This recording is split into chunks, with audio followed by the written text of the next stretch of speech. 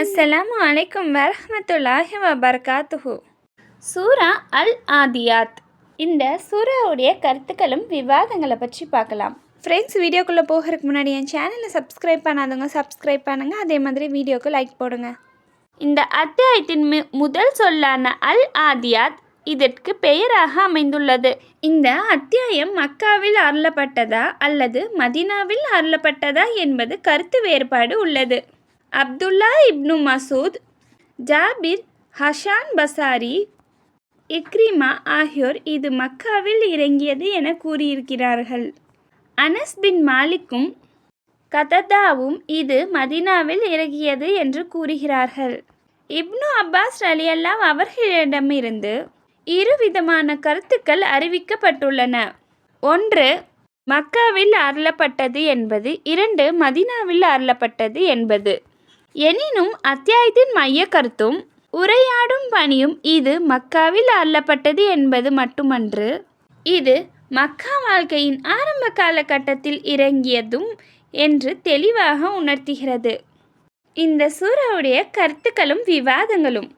இந்த அத்தியாயத்தின் நோக்கம் மனிதன் மறுமையை மறுப்பதினால் அல்லது அதை அலட்சியப்படுத்துவதனால் எப்படிப்பட்ட ஒழுக்க வீழ்ச்சிக்கு பலியாகின்றார்கள் என்பதை மக்களுக்கு உணர்த்துவதாகும்.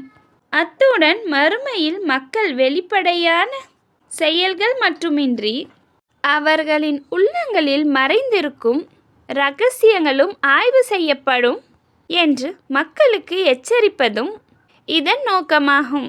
இந்த நோக்கத்திற்காக அரேபியாவில் பரவியிருந்த பொதுவான அமைதியின்மை, குழப்ப நிலை ஆதாரமாக தரப்பட்டுள்ளது.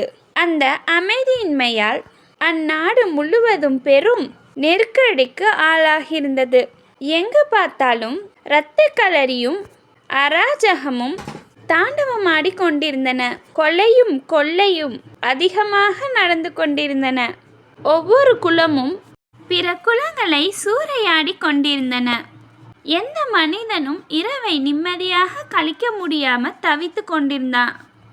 ஏனெனில் எப்போது எந்த பகைவன் அதிகாலையில் தன் ஊரின் மீது திடீர் தாக்குதல் தொடுப்பானோ என்ற அச்சம் ஒவ்வொருவரையும் வாட்டிக்கொண்டிருந்தன.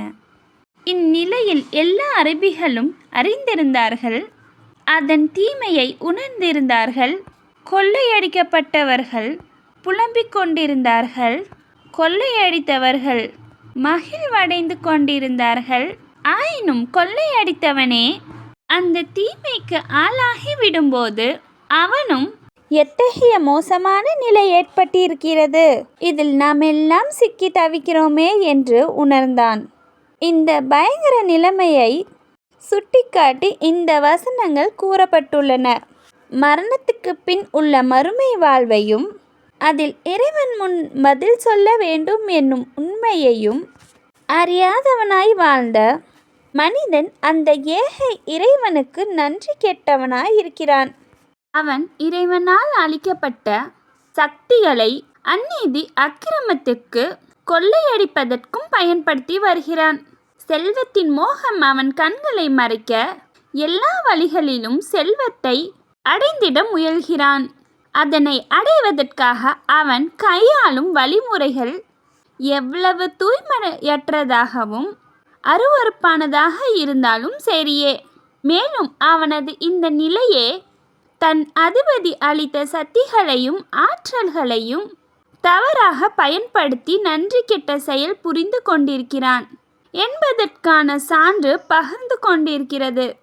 எந்த நேரத்தில் அடக்காத்ததில் இருந்து உயிர் பெற்று எழுவானோ, மேலும் எந்த தீய நோக்கத்தின் தூண்டுதலால் இந்த உலகில் விதவிதமான தீய செயல்களை புரிந்தானோ, அந்த நோக்கங்கள் எண்ணங்கள் அனைத்தும் எந்த நேரத்தில் உள்ளங்கள் இருந்து வெளியாகும் முன் வைக்கப்பட்டு விடுமோ, அந்த நேரம் அவன் அறிந்திருந்தால் இத்தகைய நடத்தையை நிச்சயமாக அவன் மேற்கொள்ளவே மாட்டான்.